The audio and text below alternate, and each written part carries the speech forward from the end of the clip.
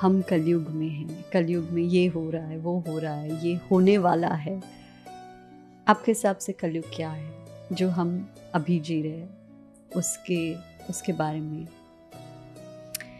4 युग हैं हमारे शास्त्रों में, सतयुग, त्रेता, द्वापर, कलयुग। और चारों युग के अलग अलग सिंबल हैं, कुछ अच्छाइयाँ हैं, कुछ बुराइयाँ हैं। बट जब चारों युग को कंपेयर किया जाता है तो उसमें जो लास्ट वाला कलयुग है, इसको माना जाता है कि ये थोड़ा बुराइयों वाला युग है। फॉर एन एग्जाम्पल कि यहाँ थोड़ा लोग झूठ में ज़्यादा इंटरेस्टेड होंगे सच बोलने की बजाय। यहाँ लोग अपना स्वार्थ ज़्यादा सोचेंगे, दूसरों के बारे में नहीं सोचेंगे। इसलिए इसको थोड़ा सा इस नज़र से भी देखा जाता है, अरे भाई ये तो कलयुग है, यहाँ तो चलता है, यहाँ तो ऐसा होता है। बट देखो, 2 चीज़ें हैं। युग का अपना एक लक्षण होता है, सिम्टम होता है, वो होगा क्योंकि वो टाइम है, उस टाइम को कोई चेंज नहीं कर सकता। बट क्या ये कलयुग चल रहा है इसलिए मुझे इस बात की फ्रीडम मिल जाती है कि मैं कुछ भी बुरा करूं? कि कलयुग के नाम पे कि भाई यहाँ तो होता है, यहाँ तो चलता है, ये तो युग ही ऐसा है। नहीं, मुझे भगवान ने बुद्धि दी है, मुझे भगवान ने बुद्धि में विवेक दिया है, मुझे कॉन्शियस माइंड दिया है to choose right and wrong. तो वो चूज़ करने की जो फ्रीडम है ना, वो भी भगवान ने हमको दे दी है। मतलब भगवान कभी भी आपने नहीं देखा कोई आदमी गलत कर रहा हो तो भगवान प्रकट होके कहे नहीं तू गलत कर रहा है, या कोई सही कर रहा है तो भगवान आ गए और आके कहा हाँ वाह वाह वाह क्या कितनी अच्छी चीज़ कर। नहीं, भगवान चुपचाप साइलेंट मोड पर सब देखते हैं, वो कुछ नहीं करते।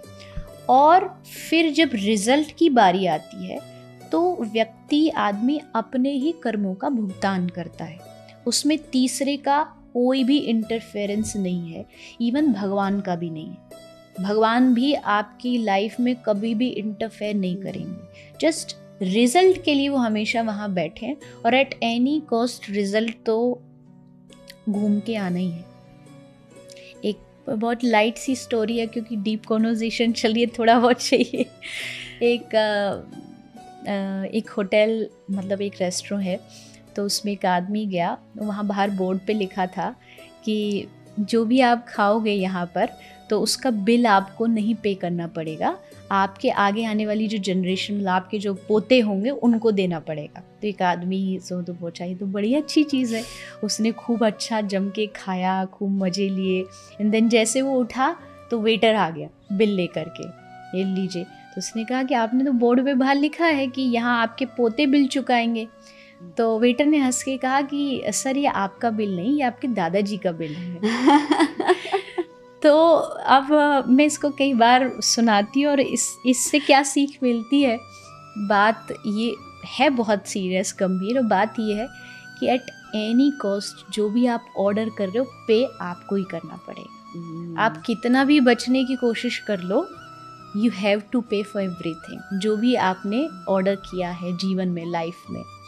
तो ये बचना कि कलयुग चल रहा है इसलिए हम कुछ भी गलत कर सकते, बहुत बड़ा एक्सक्यूज़ है।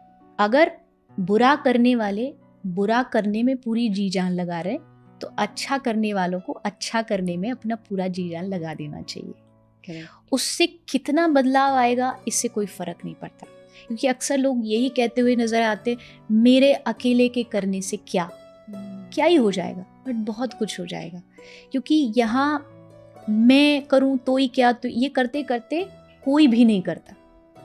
बचपन में एक कहानी सुनाते थे कि एक गांव था, उसका एक स्कूल था, स्कूल में एक फीस था। तो कहा गया बच्चों को कि खीर बनानी है, घर से सब लोग दूध लेके आना।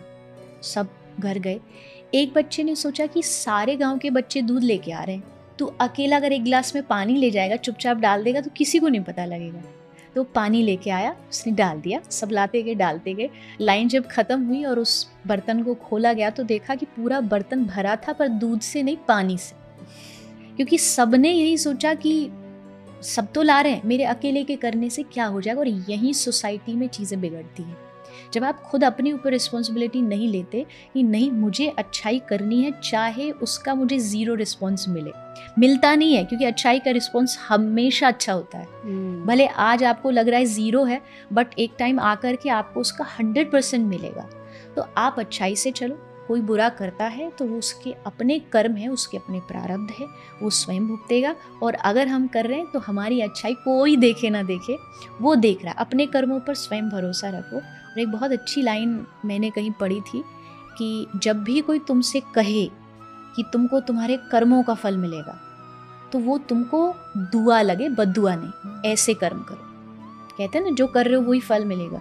तो वो इतना अपने आप पे भरोसा होना चाहिए कि हाँ, मैंने कुछ गलत नहीं किया, अगर कर्मों का फल मिले तो मिले, मैं तो खुश हूँ क्योंकि मैंने अच्छा किया है। तो युग मुझे लगता है कुछ और नहीं होता, युग यहाँ होता है, हमारी सोच में होता है। अगर आप सोच बदल लेंगे तो आपके लिए समय अपने आप बदल जाए। जो कहानी आपने कही बहुत ही रिलेटेबल थी कि मैं अपना ग्लास देखूंगा, बाकियों को खुद का देखने दो। जी। हम लास्ट क्वेश्चन पे आ चुके हैं और इतने सारी बातें की, जैसे आपने कहा काफ़ी डीप कॉन्वर्जेशन रहा है। तो हम इसी नोट पे एंड करेंगे कि जो आपने कहा अभी कि रिजल्ट तो तय है, वो होगा ही होगा। तो हम अभी अपने लाइफ को कैसे बदल सकते हैं टू लिव बेटर? जो धर्मा के कॉन्सेप्ट्स हमने डिस्कस किए, कर्मा के कॉन्सेप्ट्स डिस्कस किए, जो स्ट्रेस के बारे में हमने कहा, स्पिरिचुअलिटी के बारे में कहा, भक्ति के बारे में हमने डिस्कस किया, ये सब चीज़ों को हम कैसे अपने लाइफ में डाल सकते हैं और प्रैक्टिकली अप्लाई करके एक अच्छी ज़िंदगी जी सकते हैं? रिजल्ट तय नहीं है, रिजल्ट कंफर्म नहीं है। रिजल्ट को कभी भी किसी भी मोड पर आदमी चेंज कर सकता है, अपनी हैबिट्स चेंज करके। अपनी हैबिट्स, अपना नेचर चेंज करेंगे तो रिजल्ट अपने आप चेंज हो जाएगा। वहाँ भगवान ने इस चीज़ की हमें फ्रीडम दे रखी है। जैसे बहुत सारे लोग कहेंगे कि मेरा भाग्य खराब है, मेरा लक खराब है। लक मतलब किसने बनाया? होता क्या है लक? कोई और आकर के आपको कोई लिख करके नहीं देता है, वो आपका खुद का बनाया हुआ अपना जीवन है। तो अगर आज भी अगर आप चाहते हैं कि ठीक है, जो हुआ हुआ, अब मुझे आगे अपनी लाइफ को एक अच्छे मोड पर, एक अच्छे पाथ पर लेकर के जाना है, तो अभी से, आज से, इसी क्षण से अपनी आदतों को बदलिए।